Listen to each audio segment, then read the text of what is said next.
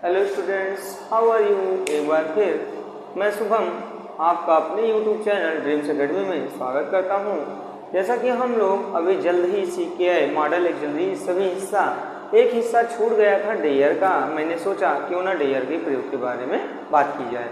तो चलते हैं। इससे पहले यदि आप मेरे चैनल पर नए हैं तो प्लीज़ मेरे चैनल को सब्सक्राइब जरूर कर लीजिएगा और एक बार लाइक भी कर दीजिएगा। चलिए टॉपिक को शुरू करते हैं। तो आज हमारा टॉपिक है डेयर। अब पूछोगे सर डेयर मीन्स क्या होता है। तो डेयर का मतलब होता है हिम्मत करना। क्या होता है? हिम्मत करना या साहस करना। अब कहोगे सर डेयर कब लगता है और कब डेयर टू लगता है। तो मैं बताना चाहता हूँ, जब डेयर का दो तरीके का प्रयोग होता है। डेयर मॉडल एक्सिलरी के रूप में हो, किसी रूप में हो, मॉडल एक्सिलरी के रूप में हो। जब डेयर का प्रयोग किस रूप में करोगे आप? मॉडल एक्सिलरी के रूप में करोगे। मॉडल एक्सिलरी के रूप में हो तो आप टू नहीं लगाओगे। हो तो टू नहीं लगता। क्या नहीं लगता? टू नहीं लगता। पॉइंटेड पहले समझिए तो अभी ट्रांसलेशन आपके समझ में आ जाएगा। मतलब जब डेयर का प्रयोग कर रहे हो और वो भी मॉडल एक्सिलरी के रूप में, तब आपको टू का प्रयोग नहीं करना है। तो अब कहोगे सर कब करना है। तो डेयर का दूसरी शर्त याद कर लीजिए कि डेयर का प्रयोग अफर्मेटिव सेंटेंस में नहीं होता है। आप कहोगे ये सर क्या शर्त है। तो हाँ, मॉडल एक्सिलरी की सबसे बड़ी शर्त है कि डेयर का प्रयोग अफर्मेटिव सेंटेंस में नहीं होता है। तो अब कहोगे सर किस में होता है। वो भी मॉडल एक्सिलरी के रूप में आए तो।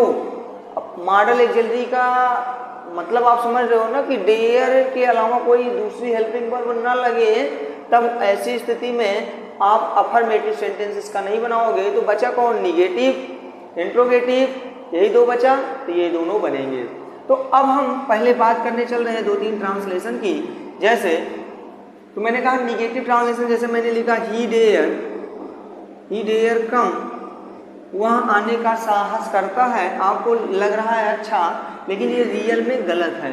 आप डेयर और कम दो दो क्रिया होती हैं तो उनके बीच में टू लगता है, और डेयर के साथ टू मैंने बताया नहीं लगेगा। इसलिए ये जो हम प्रयोग सीख रहे हैं अभी, ये मेन टारगेट है। हम मॉडल एक्सिलरी के रूप में सीख रहे हैं। किस रूप में सीख रहे हैं? मॉडल एक्सिलरी के रूप में सीख रहे हैं। अभी हम मेन वर्ब के रूप में सीखेंगे। किस रूप में सीखेंगे? मेन वर्ब के रूप में। ही डेयर कम ये गलत है, लेकिन यहीं पे अगर ये ट्रांसलेशन निगेटिव में हो जाए तो ही डेयर नॉट कम, वह आने का साहस नहीं करता है, तो ये ट्रांसलेशन आपका सही माना जाएगा। जैसे मैं दूसरा ट्रांसलेशन बोलता हूँ कि डेयर ही कम, तो डेयर ही कम का मतलब हुआ क्या वह आने का साहस करता है।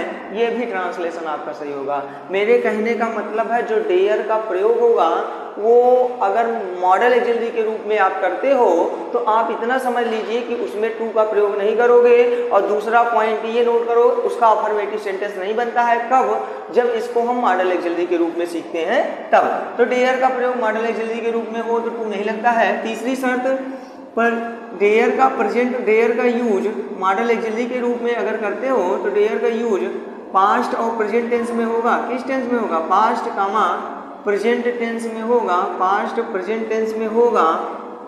पास्ट प्रेजेंट टेंस में होगा, परंतु किस टेंस में नहीं होगा? तो आप कहोगे सर फ्यूचर टेंस में नहीं होगा। परंतु फ्यूचर टेंस में नहीं होगा। मैं कारण भी बता देता हूँ क्यों नहीं होगा। क्योंकि फ्यूचर टेंस में बिना विल सेल लगाए काम नहीं चलने वाला है। इसलिए अगर डेयर का प्रयोग करते हैं तो आप दो ही सेंटेंस के लिए करेंगे, दो ही टेंस के लिए करेंगे। वो पहला है प्रेजेंट और दूसरा है पास्ट। तो परंतु फ्यूचर टेंस में नहीं होता है। आप इतना पॉइंट्स हमारे ख्याल से समझ गए होंगे। तो अब ध्यान से देखिए पास्ट में क्या होगा। तो पास्ट का मैं स्ट्रक्चर लिखने चल रहा हूँ। पास्ट टेंस का और प्रेजेंट टेंस का। तो सबसे पहले प्रेजेंट टेंस की बात कर लेते हैं। तो पास्ट टेंस की बात करते हैं तो प्रेजेंट टेंस का जो स्ट्रक्चर होगा, सबसे पहले आप लिखोगे सब्जेक्ट, फिर डेयर लगा दोगे और उसके तुरंत पश्चात क्या लगा दोगे। अगर निगेटिव से ही शुरू होगा तो नॉट लगाओगे, फिर प्लस वर्ब की फर्स्ट फॉर्म, सॉरी वर्ब नहीं, हाँ डेयर नॉट प्लस वर्ब की फर्स्ट फॉर्म लगा दोगे। अगर ऑब्जेक्ट है तो ऑब्जेक्ट लिख दोगे। ये हो गए हमारा स्ट्रक्चर जो है वो प्रेजेंट टेंस की। प्रेजेंट टेंस में वह आने का साहस करता है, ऐसे ट्रांसलेशन में ता है ती है के लिए ही ये यूज भी होगा। जैसे मैं मान लीजिए कि दूसरा टॉपिक इसमें उठाने चल रहा हूँ कि डेयर का प्रयोग तो आप कहोगे सर पास्ट टेंस में कैसे करते हैं, उसका स्ट्रक्चर बता दीजिए। तो मैं बताने वाला हूँ डेयर का प्रयोग पास्ट टेंस में। देखिएगा, थोड़ा ध्यान दीजिएगा टॉपिक। तो डेयर का प्रयोग पास्ट टेंस में कैसे होगा, तो आप, मैंने बताया बेटा कि निगेटिव ट्रांसलेशन, इंट्रोगेटिव ट्रांसलेशन के ही लिए आप डेयर का प्रयोग करोगे, वो भी मॉडल एक्सिलरी के रूप में। तो डेयर का प्रयोग का स्ट्रक्चर देख लेते हैं, किस टेंस का है, तो पास्ट टेंस का है। किसका, पास्ट में वर्ब की सेकंड फॉर्म लग जाती है सब्जेक्ट प्लस डेयर्ड, उसके तुरंत पश्चात क्या लग जाएगा, नॉट लग जाएगा, फिर लग जाएगा वर्ब की फर्स्ट फॉर्म।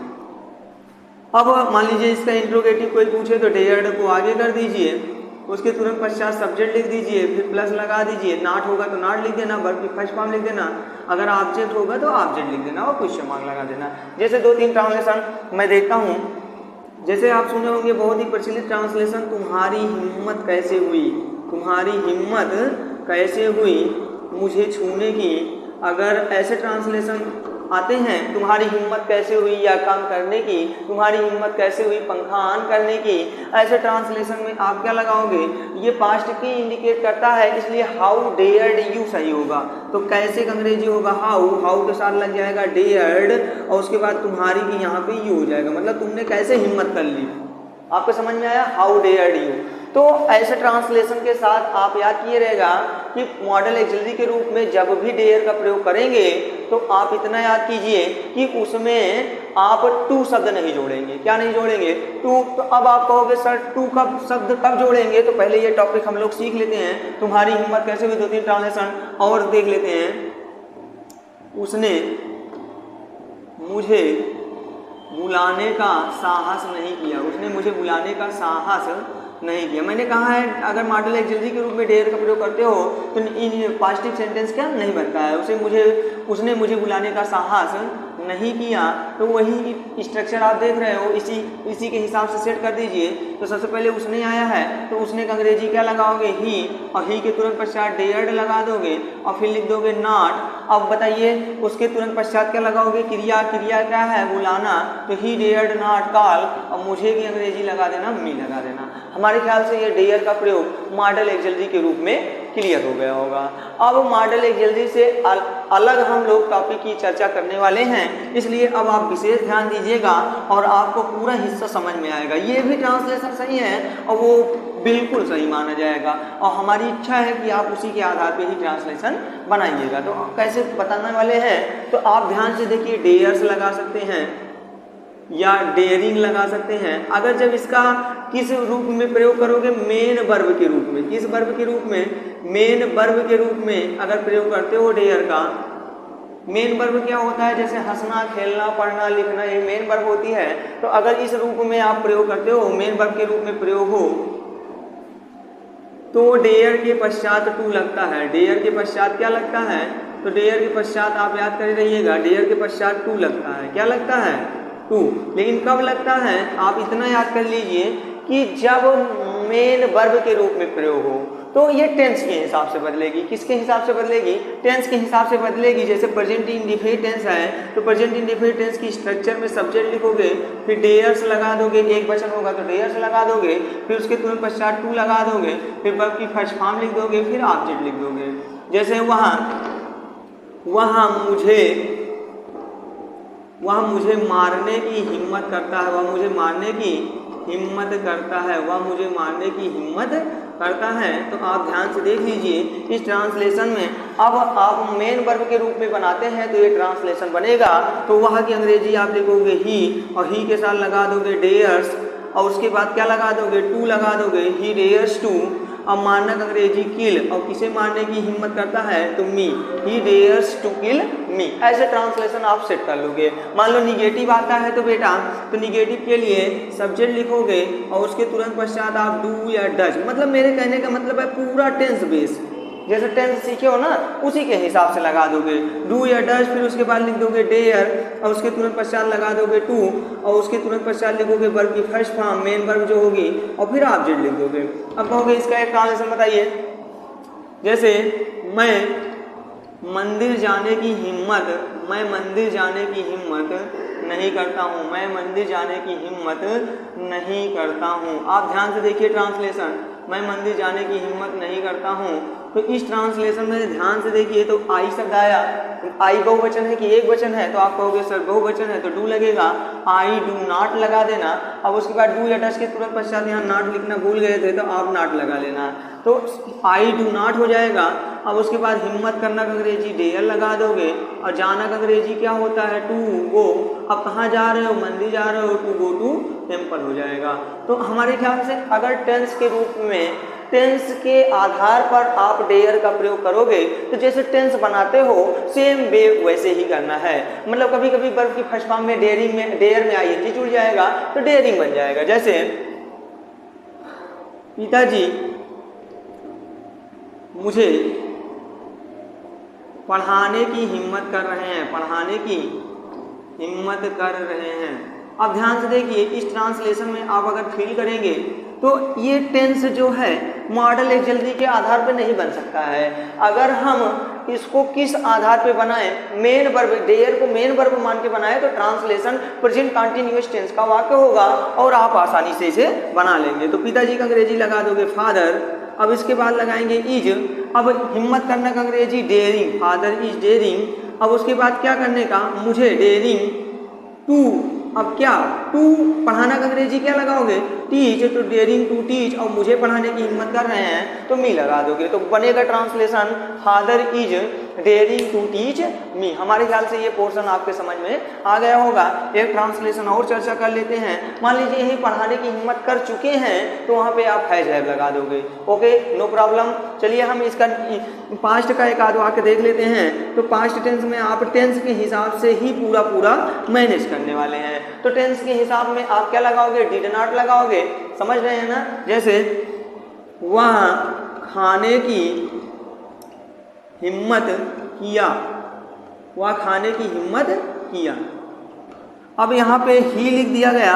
अगर मान लीजिए इसका मेन वर्ब के रूप में प्रयोग कर रहे हो, तो इसमें डेयर्ड के साथ टू लगेगा, तो ही डेयर्ड, और उसके तुरंत पश्चात टू लगेगा, तो he dared to eat, he dared to eat. और याद कीजिए मैंने बताया था डेयर के साथ टू नहीं लगता है, जब कब नहीं लगता है, तो आप सीधा सा जवाब दोगे मॉडल एक्सिलरी में डेयर के साथ टू नहीं लगता है। इसलिए डेयर टू, यहाँ पे जो डेयर है ये मेन वर्ब है। कैसी वर्ब है, मेन वर्ब है। आपके ये हिस्सा समझ में आया कि नहीं आया। अब हम अगले टॉपिक की चर्चा करने वाले हैं, ताकि डेयर का प्रयोग आप आसानी से समझ सकें। तो डेयर की हिंदी मैंने बताई क्या होता है, तो साहस करना या हिम्मत करना। तो अब हम लोग टॉपिक सीखने वाले हैं। मान लीजिए रहा था, रही थी, आ रहा है। जैसे वह मुझे पीटने की हिम्मत कर रहा था, मैं साइकिल चलाने की हिम्मत कर रहा था, मैं मोबाइल देखने की हिम्मत कर रहा था, मैं फैन बनाने की हिम्मत कर रहा था। ऐसे ट्रांसलेशन में वाज वेयर का प्रयोग करोगे और डेयरिंग लगा दोगे। जैसे मैं एक ट्रांसलेशन लिख रहा हूँ, he is daring, he sorry is नहीं लगाएंगे, पास्ट का मैं वाक्य बोल रहा हूँ, तो he is daring to talk me, वह मुझसे बात करने का साहस कर रहा था। He was daring to talk me. तो इस ट्रांसलेशन में आपने देखा कि he was daring to talk me का मतलब हुआ कि वह मुझसे बात करने का साहस कर रहा था। तो ये पूरा टेंस के हिसाब से बना। अब टेंस के हिसाब से बना तो डेयरिंग यहाँ पे कौन वर्ब मानी जाएगी, मेन वर्ब मानी जाएगी। अब हम मान लीजिए फ्यूचर में बनाते हैं, तो फ्यूचर में वही चीज़ जैसे टेंस के हिसाब से आप सेट करते हो, तो फ्यूचर में आप टेंस के हिसाब से सेट कर लेना। एक वाक्य में स्ट्रक्चर लिख दे रहा हूँ फ्यूचर इंडेफिनिट का। तो सबसे पहले आप सब्जेक्ट लिखोगे, सब्जेक्ट के तुरंत पश्चात विल या शैल लगा दोगे। क्या लगा दोगे, विल या शैल लगाओगे। उसके तुरंत पश्चात क्या लगाओगे, डेयर लगा दोगे, और डेयर के तुरंत पश्चात टू लगा दोगे, और फिर वर्ब की फर्स्ट फॉर्म लिख दोगे और ऑब्जेक्ट लिख दोगे। जैसे ट्रांसलेशन देखते हैं, जैसे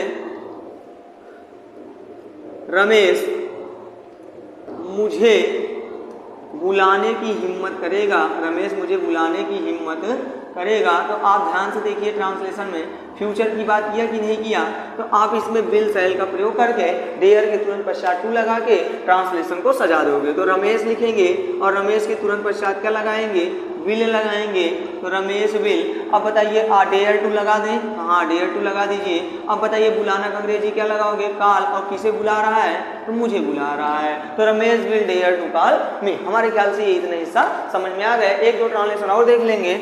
जैसे रवि चना